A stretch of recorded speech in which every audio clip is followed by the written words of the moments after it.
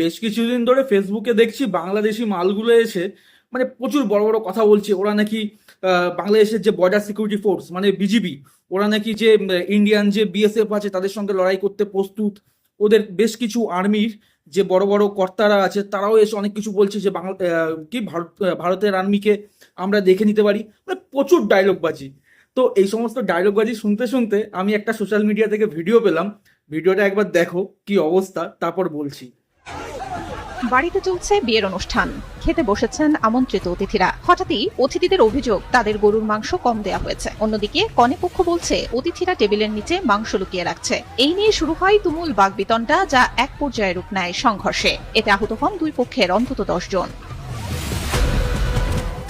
সোমবার বিকেল 3টায় ফরিদপুরের ভাঙ্গা উপজেলার দেওড়া নয়াকান্দি গ্রামে এমন ঘটনা ঘটে।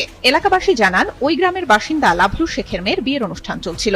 সেই উপলক্ষে বরপক্ষ, আত্মীয় স্বজন ও গ্রামবাসীকে দাওয়াত দেওয়া হয়। পক্ষ ও তাদের আমন্ত্রিত অতিথিদের পাল্টাপাল্টি অভিযোগের এক পর্যায়ে শুরু হয় সংঘর্ষ। এতে উভয় পক্ষ লাঠি সোঁটা ও ইট পাটকেল নিয়ে একে অপরের উপর হামলা চালায়। এই হচ্ছে কাংলু ছোট লোক অপদার্থ অশিক্ষিত জাতির হাল।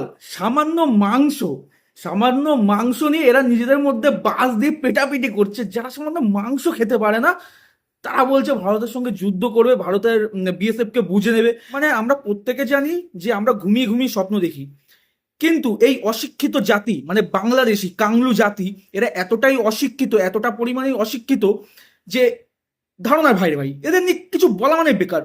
মানে যারা মাংস খেতে পারে না, সামান্য অনুষ্ঠান বাড়িতে হয়তো লোক নিমন্ত্রণ করেছে, হতেই পারে একটু শর্ট পড়েছে বা এক টুকরো মাংস কম পেয়েছে, তা নিয়ে যারা বাস দিয়ে পেটাপিটি করে মারামারি করে তারা লড়বে ভারতের সঙ্গে। তাদের দেশে পেঁয়াজ না গেলে মালগুলো খেতে পারে না, তারা নাকি করবে ভারতের সঙ্গে যুদ্ধ।